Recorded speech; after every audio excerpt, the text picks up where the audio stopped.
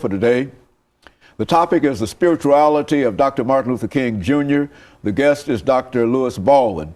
Dr. Baldwin, you know, we're getting ready very soon to celebrate Dr. King's holiday quite soon. And so I think that we've said a lot of things about it over the years, and et cetera, but I don't think that we can say too much about how important it is. Let's talk about the upcoming celebration and what you think people ought to be prepared to do this year in terms of trying to honor Dr. Martin Luther King and make this day a reality and make the event itself a reality in all of our lives, not only African Americans, but all of our lives. Yes, I think given the crises that we face now on a domestic and international level, we should really celebrate Dr. King by focusing on his legacy of spirituality.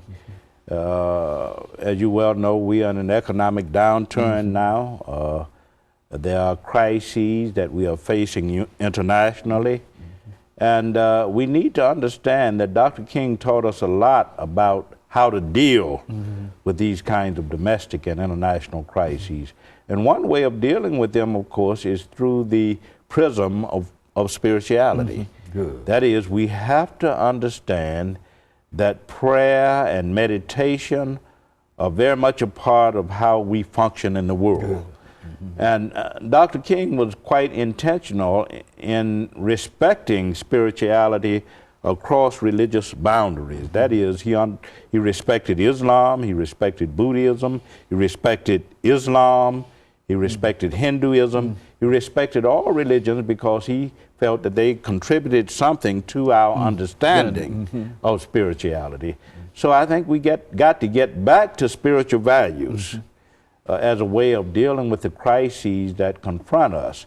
And I think that that taking the King legacy seriously in terms of what it teaches us about spiritual values is very, very important. As a matter of fact, I think I would certainly have to agree with that, because one of the most important things that I think we find today is that so many people really don't have any real understanding of what we mean when we talk about a spiritual life and spiritual values, spiritual principles, and et cetera. And so I think, in other words, so many folks don't believe that there is a spirit in man. Exactly, And I think that if we can, and I think you've demonstrated that Dr. King certainly agreed that there's a spirit in man. That's right. That Jesus Christ was his leader. There's no doubt about that in prayer and et cetera. But a lot of folks don't put that much confidence or that much faith in a spiritual life. That's right, and that's unfortunately because Dr. King always reminded us that life is not about an obsession with the material things of life. We have to also turn to the spiritual.